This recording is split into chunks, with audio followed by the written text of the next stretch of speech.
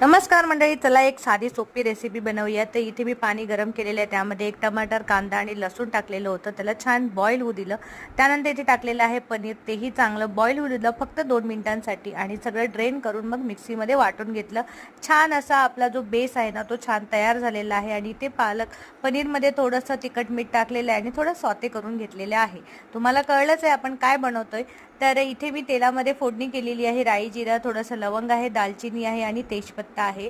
याची छान अशी फोडणी झाल्यानंतर आपण जे वाटण छान वाटून घेतलेलं होतं त्यामध्ये सगळंच आहे, अद्रक, लसूण, परत आपली हे सुद्धा आहे, कांदा, टमाटर, हे सगळं आहे, पालक सुद्धा आहे। आणि हे बघा इथे छान अशी ग्रेव्ही तयार होते। यामध्ये तुमच्या आवडीचे मसाले टाका। मी फक्त गरम मसाला आणि लाल तिखट टाकलेला आहे, इथे हळद टाकलेली नाही आहे।